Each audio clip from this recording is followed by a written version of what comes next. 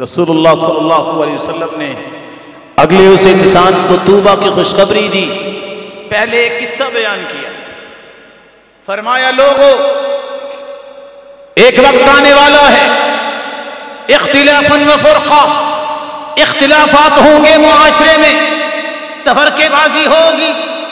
قوم، ایسی قوم تمہارے سامنے آئے گی، یحسنون القیل ویسیئون الفعل، باتیں بڑی اچھی کریں گے لیکن کام بہت برے کریں گے. ذرا سنتے آئیے گا کیسے باتیں اچھی. یحقر احدکم صلاتہ مع صلاتہم، وہ نمازیں ایسی پڑھیں گے کہ تم اپنی نمازوں کو حقیر جانو گے. وہ روزے ایسے رکھیں گے جیسے تم اپنے روزوں کو ان کے سامنے حقیر جانو گے. یدعون الی کتاب اللہ، وہ اللہ کی کتاب کی طرف دعوت بھی دیں گے. ولیسوا منہ فی شیء، لیکن اللہ کی کتاب سے ان کا تعلق نہیں ہوگا. پھر کون ہوں گے؟ روزے رکھنے والے، نماز پڑھنے والے. فرمایا یقرؤون القرآن لا یجاوز تراقیہم، وہ لوگ قرآن بھی پڑھیں گے لیکن قرآن ان کے حلقوں سے نیچے نہیں جائے گا. طوبی لمن قتلہم وقتلوا، توبہ اس کے لیے ہے جو ان خارجیوں سے قتال کرے گا، دہشت گردوں کو مارے گا، اور دہشت گرد اگر اس کو شہید کر دے اس کے لیے بھی توبہ ہے.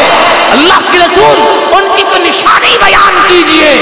اللہ کے رسول نے فرمایا سیماہم التحلیق، ان کی پہلی نشانی وہ ہر وقت اپنے بالوں کو منڈوا کے رکھیں گے. تشدد ان کے اندر ہوگا، ایسا تشدد جس کی دین نے اجازت نہیں دی. آج امت اسلامیہ اس دہشت گردی کی لپیٹ میں ہے. امت کے ہر فرد کو یاد رکھنا چاہیے اصل دین وہ ہے جو قرآن نے بیان کیا، جو حدیث نے بیان کیا.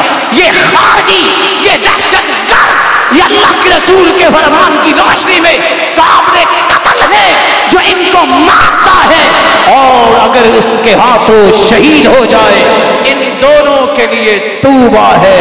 اللہ رب العزت ہمیں ایسا دین دے جو رب کو پسند ہے.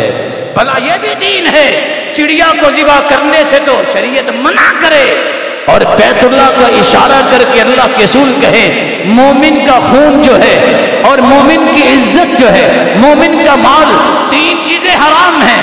بیت اللہ تجھ سے زیادہ حرمت تو ایک مومن کی ہے جو مومن کے قتل کا فتویٰ دے، اور امت میں ایک نہیں دسیوں عورتوں، بچوں، جوانوں اور بوڑھوں کو شہید کر دے.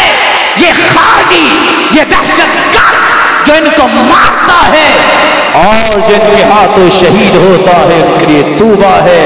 لیکن اصول نہ توڑیے گا، مارنا یہ حکومت کی ذمہ داری ہے. اچھے کام میں ان کے ساتھ کھڑے ہونا چاہیے. خود سے اس طرح کے ایکشن نہ لیجئے بلکہ ذمہ داران کو اطلاع کیجیے.